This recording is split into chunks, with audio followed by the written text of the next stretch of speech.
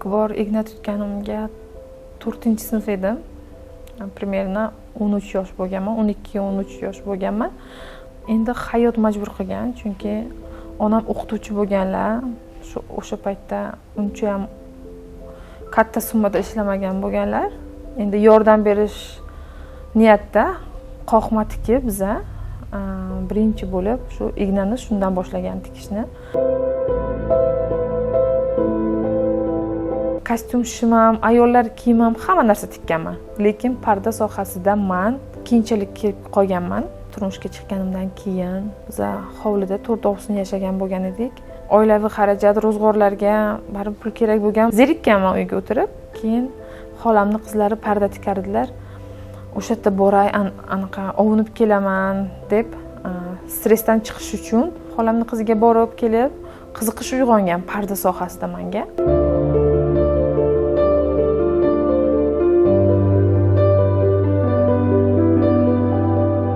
Allohga tavakkal qilib ishni boshlaganim sababmi Allohning o'zi yordam berdi. Qonuniy ish boshlaganman. Har doim har bitta obyektimni topshirgan paytimda xuddi o'zimni uyg'onib, pardalarimni qanday ochib yopishimni his qilaman-da. Shu his qilganimda maza qilishim kerak-da. Xudo xohlasa, bizda shogirdlar bor, doimi, masalan, noldan kelib o'rganishadi. Lekin hammani ham ola olmas edim. 2ta, 3ta, 4ta ular tugab ketsa, yana shuncha olardik. Endi kurs tashkil qilyapmiz, Xudo xohlasa. Bir kunlik kurs, birinchi bo'lib, endi birinchi boshlashim, keyinchalik Arzu akademiyasi degan parda yo'nalishida o'quv kurslari ochmoqchimiz. Arzon qilib qo'yamiz. Bemalol Arzu akademiyasiga malakalarini oshirishlari yoki noldan o'qishliklari uchun imkoniyat yaratib berish maqsad qilganim uchun Arzu akademiyasini o'ylab topdim. Va endi bunga asos solyapmiz. Tez bir oy ichida qilib berish kerak edi. Bir oy biza kecha kunduz uxlamasdan yana ishchilarni men anaqa qilganman, qo'shimcha ish xodimlarini olganman.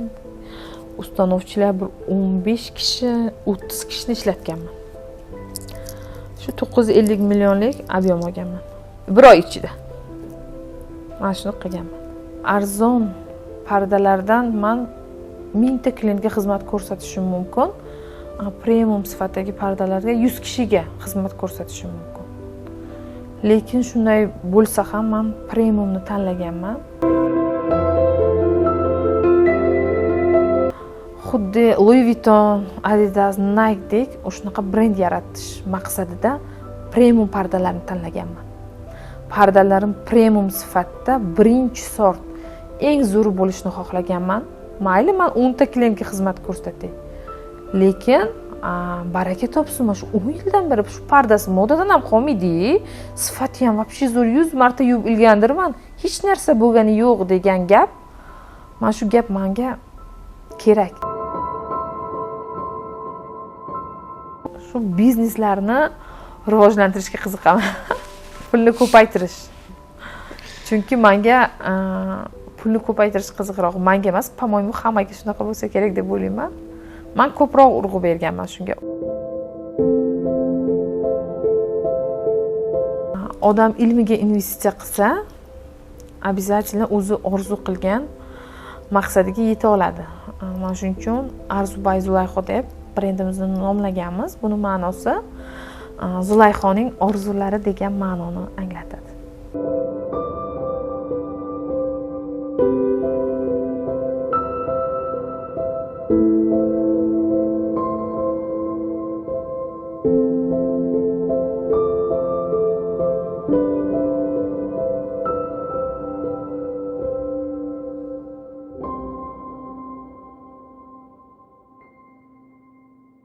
Samarqand, Samarqand, afsona yurtak shahrim.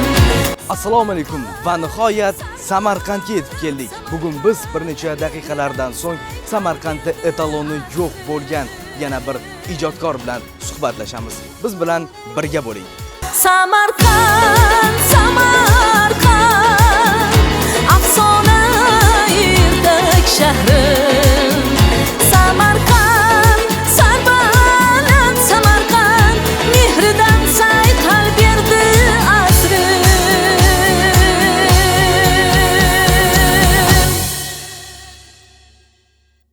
Assalomu alaykum, yana bir bor biz sizga va'da qilgan lokatsiyamizga yetib keldik. Arzu by Zulayho nomi ostida ijod qilayotgan premium sifatdagi, premium kачестводagi barcha turdagi matolardan o'ziga xos san'atni xalqimizga namoyon qilib kelayotgan Zulayho opamiz bilan intervyumiz boshlandi. Assalomu alaykum. Assalomu alaykum. Avvalambor Samarqandga xush kelibsizlar. Zulayho opa, bilamizki, shoirga qalam tutqaziladi, tikuvchiga esa tabiiyki igna tutqaziladi. Ilk bor bu sohaga, bu kasbga sizni qiziqishingizga sababchi bo'lgan inson kim edi va qachondan boshlangan sizni ilk bor igna tutganingiz? İlk bor igna tutganimga 4-sinf edim. Примерно 13 yosh bo'lganman, 12-13 yosh bo'lganman. O'shandan endi hayot majbur qilgan, chunki onam o'qituvchi bo'lganlar. O'sha paytda uncha ham katta summada ishlamagan bo'lganlar. Endi yordam berish niyatda qoqma tikib biza birinchi bo'lib shu ignani shundan boshlagan tikishni. Yordam berardim ro'zg'orda. Keyinchalik 7-sinfligimdan onam qo'shnimizga Nasiba opam bor edilar. O'sha yerda tikuvchilikni o'rgangin, senga yaxshi deb qo'yganlar. O'zim zo'r o'qiganman maktabga. O'qishga ko'proq qiziqqan bo'lganman. Zo'r chizmalar chizgan bo'lganman. Rasm doirasida ham maktablarda qushlar bayrami, gullar bayrami, Navruz, Yangi yil plakatlar chiqarishardi. Zo'r chizib plakatlarni chiqarib bergan bo'lganman. Keyin 7-sinfligimda bir hafta borib, уже men bir haftaning ichida tikuvchilikda почти masterlarga o'xshab ishini chiqarib bera olganman. Chunki juda ham zehnim tez bo'lgan, tez o'zimga olganman-da. Уже ishlashni boshlaganman o'sha yerda, zakaz olib qo'shnilardan bu qilib ishlab ketdim, lekin o'rtada bu bilan to'xtamadim. Bitta tikishni o'rgandim deb to'xtamadim-da, yoshlar markazida mashhura degan nima bor edi. Qo'shimcha o'sha yerda ham o'rganishga bordim. Kostyum shimam, ayollar kiyimam, hamma narsa tikkanman. Lekin parda sohasida men keyinchalik kelib qolganman. Turmushga chiqqanimdan keyin biz hovlida 4 og'usini yashagan bo'lgan edik. Oilaviy xarajat, ro'zg'orlarga baribir pul kerak bo'lgan. Zerikkanman uyga o'tirib. Keyin xolamning qizlari parda tikardilar. O'sha yerda boray, anaqa ovunib kelaman deb stressdan chiqish uchun xolamning qiziga borib kelib, qiziqish uyg'ongan parda sohasida menga. Samarqandda zo'r pardachi Oksana Buriyeva bor edilar. O'sha ustozimga borib o'rganganman, 3 oy o'rganganman. Shundan keyin Zulayho dizayn pardalar saloniga asos solganman. Shunga 10 yil bo'ldi. Открыть qilganmiz. Qo'rqmasdan $1000 ga arendaga olganman shu joyimni. O'sha payt 10 yil oldin. Hamma pardachilar aytgan, bu jinnimi shuncha qimmatga arendaga olib ishni boshlagan? O'zi, bu yopilib ketadi, hali ko'rasizlar. Yopiladi, ishlamaydi bu. Samarqandda eng yosh, eng kichkina pardachi bo'lganman o'sha paytda. Endi uyga tikib yurgan paytimda ham ishlab topganim bo'ladi deganman, lekin to'g'ri boshida faqat arendada ishlagan bo'lishim mumkin. Lekin Allohga tavakkal qilib ishni boshlaganim sababmi, Allohning o'zi yordam berdi. Qonuniy ish boshlaganman. Hamma davlat ishdagi pardalarni buyurtmasini men olganman. Chunki qonuni bo'lgan, ular основной перечисление qilishardi. Bunaqa pardachi yo'q edi. Lekin qiyinchilikdan boshlagan bo'lsam ham, krupni katta summalarda 700 million, 800 millionlik obyektlarni olganman. Masalan, men eng zo'r pardachi bo'lmaganman, lekin men shunaqa ob'yomli obyektlarni olganman. Bu Allohning bergan rizqi, Allohga tavakkal qilib. Sizda buncha katta summa? Yo'q, lekin qo'rqmaganman. O'sha paytda ilk bor pardachilik saloni, do'koni ochilgan paytda yoningizda necha kishi bor edi? Rostini aytsam, bir o'zim bitta shogirdim bilan boshlaganman. Keyin yana shogird olganman. Ikkita shogirdim bo'lardi, o'zim bo'lardim. Bo'ldi. Bitta oddiy chokli, yana bitta overlockli tikuv mashinam bor edi. Mana shunday ishni boshlaganmiz.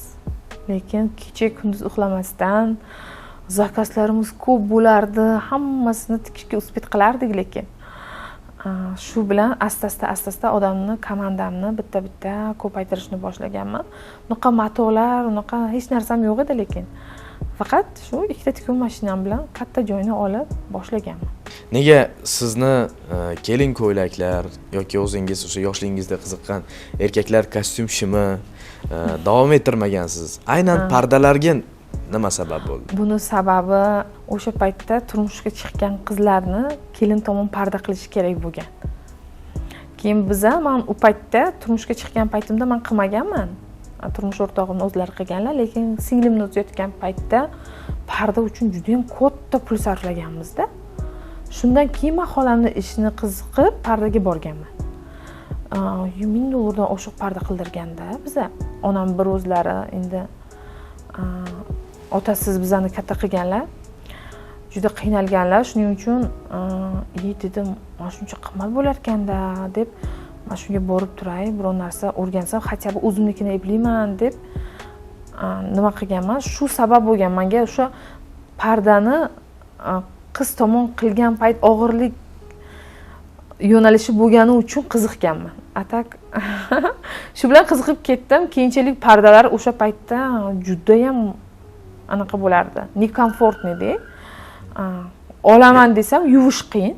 Yuvsangiz ilolmaysiz. Ana shunaqa yo'nalishda edi. Keyin dedim, "Yo'q, men shu pardalarni qulay tomonini yarataman va uyga ham chiroy beraman, ham komfort uslubdagi pardalarni o'ylab topaman" deb o'zimga maqsad qilganman. Oila a'zolaringizdan balki qarshilik bo'lgandir yoki sizga nisbatan "Yo'q, qizlarni o'qitmaymiz, faqat tikuvchilik qilasan, seni o'qita olmaymiz" degan gaplar ham uchrab turganmi hayotingizda?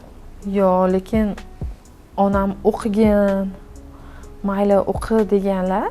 O'sha paytda biza endi uy-joy qurilish bo'layotgan bo'ldi.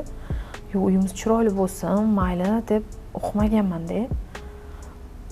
Ekonomni o'ylaganman, onamni o'ylaganman, bir o'zi qiynalmasin deb uy uchun men shu kontrakt degan institutga kirmaganman-ku. Keyin tikuvchilik bilan yordam beraman deganman-da. Shu pul topib oilamga yordamim tegadi deganman-da. Keyin turmushga chiqqanimdan keyin shu yo'nalishda ovsinlarim o'qisin, juda ham ilmi kuchli kelinni deb aytishgan menga. Keyin turmush o'rtog'im "Yo'q, endi o'qish shart emas" deganlar, lekin hozirda ham institutga kirsam bo'ladi, lekin turmush o'rtog'im "Endi nima qilasan? O'zing o'qituvchisan-ku, o'qituvchilikni yaxshi ko'rsan, o'zingni shunaqa kasbing bor, chiroyli talabalaring, mana shogirdlaring bir dunyo-yu" deb aytadilar, lekin o'zim ham davolni hay. Bugun ish sabab oilaga qanchalik adolatli bo'lyapsiz? Qo'limdan kelgancha hammaga bir xil vaqt ajratishga harakat qilaman. Oilada, uyimizda qaynonam borlar, u kishi menga yordam beradilar. Bolalarimni o'zim olib sadikka, maktabga qo'yaman. Ular частный shkolaga o'qishadi. Kechga o'zim olaman. Ular o'qish paytda, mashg'ul bo'lgan paytda o'zimni ishimni qilaman. Undan tashqari qolgan paytda bolalarimni уже время hammasini tizimli qilganmiz. Uyga kelib, bolalarimga vaqt ajrataman, keyin oilamga ulgurmagan joyi bo'ladi обязательно, lekin harakat qilyapman hammasini me'yorida bir xil ushlashga. Ishdagi janjallar, ishdagi kamchiliklar sizni asabiylashtirgan paytda oila a'zolaringizdan ko'proq kim bilan dardlashasiz? Bu yo'nalishda albatta turmush o'rtog'im bilan. Va ko'proq kimni xafa qilasiz? Yo'q, hech kimni xafa qila olmayman, lekin o'zi turmushga chiqqan paytimdan ham xafa bo'lgan paytlarim, yig'lagan paytlarim ham men hech kimga aytmaganman, faqat turmush o'rtog'imga aytganman. Chunki u kishilar juda ham yaxshi insonlar. Meni tushunadilar, poddishka qiladilar постоянно.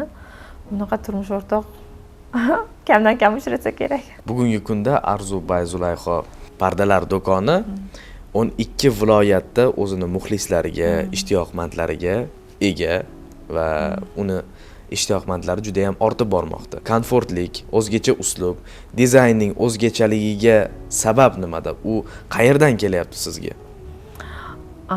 Har doim har bitta obyektimni topshirgan paytimda xuddi o'zimni uyg'onib, pardalarimni qanday ochib yopishimni his qilaman-da. Shu his qilganimda maza qilishim kerak-da. Har bitta mijozimni uyini, obyektini olar ekanman, xuddi o'zimni uyimda qilgandek bo'laman. O'sha menga yoqsa, zavq bersa, man shu ishni qilaman. Masalan, ba'zi klientlarim keladi, yo'q, mana shuni qilinglar, ular baribir 10 yil oldingi dizaynda qolib ketgan bo'ladi. Ularga tushuntirish o'zi bizani ishimiz. Ularga masalan hozir ularni aytganini qilsak, 1 yilda ko'ngliga tegib qoladi. Xuddi masalan hozir nimaga o'xshaydi? Kiyim-kechakga ham yoki uyni remontiga ham aboy hozir moda emas. Однотонный kraska. Oddiy kraska qilsa minimalizmda ko'ngilga tegib qolmaydi, modadan ham qolmaydi. Bizning vazifamiz mana shuni tushuntirib bera olish. Lekin ko'pchilik pardachilar, ko'pchiligi mana shu ularga tushuntirib, o'zini energiyasini sarflab, bekorga nima qilmaydi. Asnovnoy ularning maqsadi bo'ldi, klient nima desa shuni qilib bersa, pulini olsa bo'ldi, pul uchun-da. Menda bunaqa emas. Menda unaqa umuman yo'q. Asnomnoy men shu qilgan ishim o'zimga yoqishim, komfortda bemalol pardalarni yuvish tomonigacha o'ylab chiqaman. Chiroyi ham, dizaynni ham bir nimalar prидумать qilaman, что bitta narsa hammaga bir xil bo'lishligini xohlamayman-da. Mana sizga boshqacha vid bersin, bu uyga boshqacha vid, har bitta uyni o'zini interyeriga moslatib, eksklyuzivni bir nima o'zgartiraman.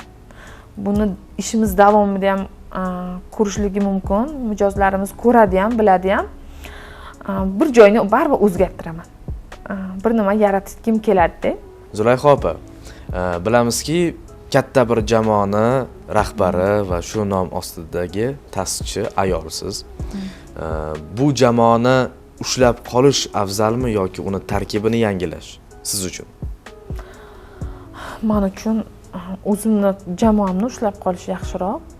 Chunki o'zingizni jamoangiz siz bilan ancha yildan beri mehnat qilayotganlar baribir sizni biladi, tushunadi. Harakat qilaman shularni ushlab qolishga. Sizdan o'rganib, sizdan bor mehr muhabbatni talab qilib olib, endi kamolga yetib, sizni yoningizga qanot bo'lib turadigan paytida sizni tashab ikkinchi namunangizni ochishga harakat qilganlarchi? Bir marta shunaqa bo'lgan edi. Endi bizga yordamchi bo'lib tayyorlanganda shunaqa bo'lgan edi. Ular birgalashib, 2 kishi o'zlari salon ochishdi. Lekin hozir u yopilib ketgan. O'sha ishni qilmasdan boshqa ishlarga ketib qolishganda. Lekin men agar o'zim ochaman, menga yordam bering deyishsa, men yo'q demayman. Bunga e'tirozim yo'q. Chunki baribir ustoz shogirdiga oq fotiha berib, yo'l-yo'riq ko'rsatsa yaxshi-da. Podдержка qilaman, qo'limdan kelgancha bemalol yordam berishim mumkin. Samimiy chiqib o'zimga aytishsa, albatta yordam beraman, nimaga yo'q. Lekin orqa varotdan emas. Yo'q. Zulayho opa, Arzu by Zulayho kompaniyasiga, ya'ni siz ta'sis etgan ushbu kompaniyaga shogird tushmoqchi bo'lgan, tikuvchilik, bichuvchilikka qiziqadigan, ishtiyoqi baland bo'lgan yoshlar sizni eshigingizni mudom taqillatishadi. Ularga javobingiz qanday bo'ladi? Xudo xohlasa, bizda shogirdlar bor, doimiy, masalan, noldan kelib o'rganishadi. Lekin hammani ham ola olmas edim. 2 ta, 3 ta, 4 ta ular tugab ketsa, yana shuncha olardik. Endi kurs tashkil qilyapmiz, Xudo xohlasa.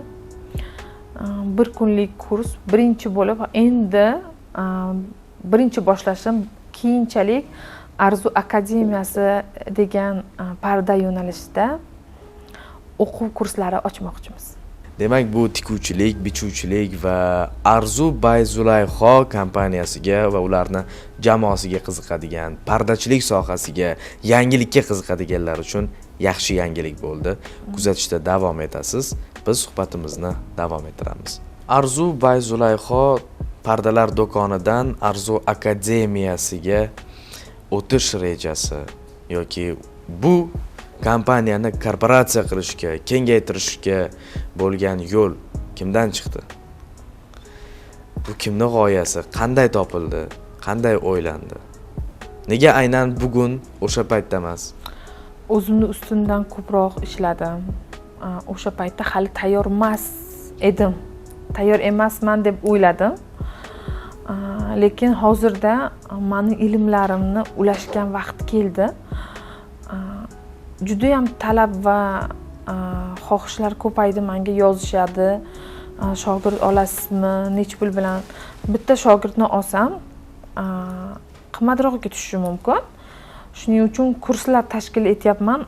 Ya'ni Arzu akademiyasiga narxlar judayam arzon bo'ladi. Hamma masalan chet elga borib, malaka oshirib kelishga ko'p pul ketadi. Unga imkoni bo'lmasligi mumkin. Masalan, men ham boshida shu o'qishga pulim bo'lmagani uchun o'qishga kira olmaganim sababli arzon qilib qo'yamiz. Bemalol Arzu akademiyasiga malakalarini oshirishlari yoki noldan o'qishliklari uchun imkoniyat yaratib berish maqsad qilganim uchun Arzu akademiyasini o'ylab topdim. Va endi bunga asos solyapmiz. Kasbga qiziquvchi, sizni yoningizga kelishga ishtiyoqi baland yoshlarga, xotin-qizlarga qanday gapingiz bor? Bemalol o'qishsa ham bu hech qachon zarar qilmaydi. Harakat qilaman ularga nafaqat hunar, balkim hayotni o'zgarish nuqtalarini ham o'zimda bor energiya va mehr bilan o'rgatishga harakat qilaman. Tavsiyam kelib o'rganishsin, o'qishsa, nafaqat menda boshqalarga ham hunar o'rganishsa hech qachon zarar qilmaydi. O'qish, ilm olish har doim kerak. Asosan xodimlaringiz shogirdlikdan kelganmi yoki chetdan chaqirib olganmisiz? Shogirdlarim ham bor, lekin boshqa baribir tikuvchilikka ozgina malakasi bor-u, men shularni olib, biz yana o'zimizni baribir har birta ustozning o'zining yo'nalishi bo'ladi. O'zimizga moslashtirib, o'qitib, o'zimizga ishga olganmiz, o'rgatamiz, обязательно keyin ishga olamiz-da. Arzu Bay Zulayho pardalar do'konidagi 15 nafardan ortiq ishchilar va jonkuyar rahbar bugun xodimlarga qancha oylik to'layapti degan savolga hozir javobni o'zlaridan eshitamiz. Eng kam oylik oladigan xodimangiz yoki xodimingiz necha so'm to'laysiz? Endi bu o'zni samarqandliklarga dollardan gapirish kerak. Necha dollar to'laysiz? Hozir bu qiyin masala, oylik masalasi, chunki bu hammasi bir xil oylik olmaydi. Biz oylikka ishlamaymiz. Xodimlarimiz ham oylikka ishlashmaydi. Minimum qancha qilgan mehnatiga haqini oladi. Qancha mehnat qiladi, mana shunga yarasha pulini oladi. Endi masalan shu oyga qancha ko'p zakaz bo'lsa, qancha biz zakaz olganimiz qancha ko'p bo'lsa, bizda отдельно-da o'rtacha olsa 300 dollar olish mumkin. O'rtacha, lekin ko'pi 1000 dollargacha ham olgan. Qilishadi deydi. O'zining lavozimiga qarab. Lavozimiga. Bu eng quyi pog'onadagi xodimalarni oylik ish narxlari. Kam chiqqan paytlari ham bo'ladi. Endi bu ishga qarab, o'zini harakatiga qarab. Masalan, bitta xodim olasiz, qancha sekin ishlasa shunga qarab oladi. Bittasi chaqqon energiya bilan tez ishlasa shunga qarabda. Zulayho opa, faoliyatingiz davomidagi eng qiymati baland bo'lgan zakaz qancha bo'lgan? Eng qimmati 950 million bo'lgan. Может, mendan zo'r pardachilar shuncha summaga olmagan bo'lishligi mumkin. Bizda Samarqandda Boq shahar qurilish arafasida biz juda ham ko'p obyektlarni olganmiz. Tez bir oy ichida qilib berish kerak edi. Bir oy biza kecha kunduz uxlamasdan yana ishchilarni men anaqa qilganman, qo'shimcha ish xodimlarni olganman. Ustanovchilar bir 15 kishi, 30 kishini ishlatganman. Shu 950 millionlik ob'yem olganman. Bir oy ichida. Mana shuni qilganman. Zulayho opa, nega aynan mijozlarga xizmat ko'rsatishda uni narxi ham, sifati ham juda ham yuqorilab ketgan? Maqsad nima bo'lgan bu yerdan? Asosiy ko'zlangan maqsad qanday bo'lgan? To'g'ri savol bo'ldi. Men hozir masalan 3000 xil qimmat pardani o'rniga 10000 xil arzon parda chetdan olib kirsam bo'ladi va arzon pardalardan men 1000 ta klientga xizmat ko'rsatishim mumkin. Premium sifatdagi pardalarga 100 kishiga xizmat ko'rsatishim mumkin. Lekin shunday bo'lsa ham men premiumni tanlaganman. chunki men maqsadim uzoqni ko'rganman. Premiumdagi pardalar kamida 15 yilgacha bir xillikda o'zgarmay turib beradi. Dizayni ham, sifati ham, turishi ham, ko'rinishi ham, matosi hammasi 15 yil turib bera oladi kamida. Lekin agar arzon parda olsa mijozimiz 1 yilda modada qoladi. Bir marta yuvsa rangi ketadi, o'zgarib qoladi yo dizayni ko'ngliga tegib qoladi. Arzu brendi mana shu narsani qiluvdi o'sha payt. Mana 1 yilda modadan qoldi degan gap men uchun emas-da. Men xuddi Louis Vuitton, Adidas, Nike dek o'shanaqa brend yaratish maqsadida premium pardalarni tanlaganman. Pardalarim premium sifatda birinchi sort eng zo'r bo'lishini xohlaganman. Mayli men 10 ta klientga xizmat ko'rsatay. Lekin baraka topsin, shu 10 yildan beri shu pardasi modadan ham qolmaydi. Sifati ham вообще zo'r, 100 marta yuvib ilgandirman. Hech narsa bo'lgani yo'q degan gap. Mana shu gap menga kerak. Ko'proq foydadan ko'ra uzoqroq xizmat qiladigan narsani qilsa, qayta sotish imkonini beradi. Mijozlar sizdan qayta xarid qilishni boshlashadi. Boshidan birinchi boshlaganimdan shunga harakat qilganman. Kecha-yu kunduz uxlamasdan ko'p sifatsiz pardalarni sotgandan ko'ra, soatli, tizimli, sifatli pardalarni sotsangiz yaxshi. Premium sifat haqida gaplashdik. Ko'chada sizni matoingizga o'xshagan, sizni dizayningizga o'xshagan juda ko'p namunalar chiqib ketgan bo'lishi tabiiy. Ularni mijozlar qayerdan farqlay oladi? To'g'ri aytasiz. O'zimizda O'zbekistonda ham, hozir Xitoyda ham kooperativ qilib bir xillikda chiqarishadi. O'tda ichidagi qimmat xomashoni, qimmat narsasini solishmaydi-da. Grubiroq qilib shunga o'xshatib, arzonroq variantda chiqarib berishadi, kooperativ qilib. Lekin uni farqlash juda oson. Uning uchun ham lekin tushunish kerak. Yumshoqligi, turib berishi, shunday ilgandan keyin o'zi ham turib beradi, sifatli pardalar. Aksincha, o'shani o'xshagan podelkalari ranglarigacha farq qiladi. Tosh o'shanaqa rang topa olmaysiz yoki chiroyli turib bermaydi, defektlari ko'p bo'ladi, bir xillikda turib bermaydi. Farqlari juda ham katta bo'ladi. Ko'p marta yuvishdan ham u o'zgarib qoluvchan bo'ladi. Masalan, bo'yiga ham bir xil turib bermaydi, qiynaladi, tikishga ham qiynaladi odamda uni. Demak, farqlash qiyin emas, juda ham oson. O'zingizni uslubingiz bor. Shu uslubdan ham topsa bo'ladimi? Doimiy har bitta parda uchun ishlatadigan uslubingiz bormi? Fishkangiz. Обязательно bor. Biza hech kimda yo'q aksessuarlarni chetdan buyurtma asosida olib kiramiz. Pardalar ham shunaqa. Har bir detal, даже oddiy lentalargacha bizada premium. Обычный bozordan topilmaydi, sotuvda yo'q, chunki uning narxi qimmat bo'lgani uchun, hamma bozor ko'tarmagani uchun sotuvchilar olib kelishmaydi. Bizada salon premium darajadagi sifatli pardalar bo'lgani uchun har bitta detali ham sifatli narsalar bilan уже ishlatiladi. Ko'pchilik pardachilar ko'rmagan bo'lishi ham mumkin bizadagi detallar. Buni sababi mijozimizga hech kimda yo'q ko'rinishni yaratib berish. O'sha oddiy lenta bilan ham pardangiz o'zgarishini обычно klientlar tushunmaydi. Oddiy masalan lenta tikiladi pardaga, u parda matosi emas, aksessuar.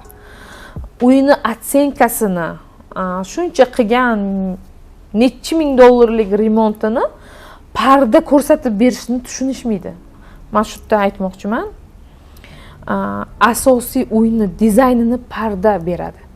Siz qimmat remontga arzon parda ilib bering, umuman u qimmatdek ko'rinmaydi. Shunda ham insonlarga tushuntirishga harakat qilaman endi. Chunki remontni oddiy remont bo'lsa, oppoq rang qilgan bo'lsa-yu, hashamat va sifatli pardalarni hammasiga mujassam qilib, zo'r qilib tiktirsa, u обязательно otsenkasi yuqori bo'ladi. Nima demoqchiman endi? Uy interyeriga bizada O'zbekistonda pardalar uchun byudjet ajratilmaydi. Arzonroq variant qilgisi keladi hamma. Chunki mebelga, gilamga, remontga hamma pullari eng qimmati bo'lsin, lekin bu parda asosiy emas deb o'ylashadi-da. Lekin aslida unaqa emas. Remontga ko'p pul sarflama, boshqa narsaga, masalan, gilamga uncha ko'proq pul sarflamasdan agar pardani chiroylisini qilsang, bu pardachi bo'lganim uchun aytmayapman. Uyni interyeridan ham farq qilsa bo'ladi-da. Arzon parda ilib qo'ysangiz, shunday otsenkasini tushirib beradi-da. Baribir sifatli pardalar, qiymati bor pardalar chiroyli va hashamdor ko'rsatib beradi. Rahbar va bugun oilada mas'uliyatli turmush o'rtoq va farzandlarga mehribon ona hammasidan bo'sh vaqtda nimalar bilan shug'ullanadi o'zi uchun? Ko'proq biznes yo'nalishidagi kurslarda qatnashaman. Treninglarga, forumlarda, chet ellik biznesmenlar bilan uchrashib, ular bilan ilm almashtirishni, ulardagi bor iste'dodlarni o'rganishni xohlayman. Mana shu paytda O'zbekiston bo'ylab biznes treninglarini kurslariga ko'p o'qiganman. Alisher Avazovga, Ibragim Gulamovga ko'pchilik taniydi. Alisher Isayev kunlik kurslariga borganman, treninglariga. Anvar Qayumni u kishini ham polniy kurslarini sotib olib o'qiganman. Hozirda moliya bo'yicha Sanaka Saidovga yozilganman. O'qishimiz boshlandi, Xudo xohlasa. Mani eng qiziqadigan hobbim shu bizneslarni rivojlantirishga qiziqaman. Pulni ko'paytirish. Pulni ko'paytirish. Chunki menga pulni ko'paytirish qiziqroq. Menga emas, по-моему, hammaga shunaqa bo'lsa kerak deb o'ylayman.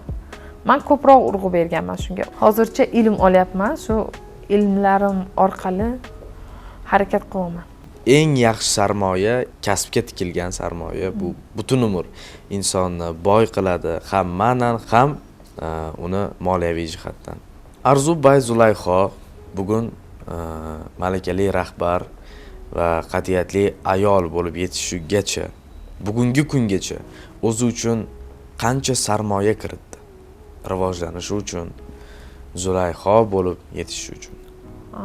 Bu qo'shimcha ilmlar professional darajaga yetganimga qadar примерно $60,000 gacha ketgan. O'qigan, olgan ilmlarimgacha примерно mana shuncha ketgan. Endi boshidan bolaligimdan endi hisoblasam. Bunga do'konni ochish xarajatlari ham kiradimi? Yo'q, unday emas. O'zimni ustimda ishlaganim, do'kon ochish xarajatlari bilan hisoblasangiz, u juda ham katta summa. Pardachilar buni tushunishadi. Parda yo'nalishida o'zi bitta pardani, bitta rulonni o'zi kamida $500 turadi-da. Bitta varianti kamida $500-600 turadi. Bu parda yo'nalishidagi do'kon ochish bu kam summa bilan bo'lmaydi. Shu tikib professional darajada malakamni oshirib, o'zimga, ilmimga investitsiya qilganim, shu yildagi hisoblasam, 12 yildan hisoblasam, $50,000-$60,000 sarflaganman. Bu men shu darajaga yetishimgacha-da. Odam ilmiga investitsiya qilsa, обязательно o'zi orzu qilgan maqsadiga yeta oladi. Mana shuning uchun Arzu Bay Zulayxo deb brendimizni nomlaganmiz. Buni ma'nosi Zulayxoning orzulari degan ma'noni anglatadi.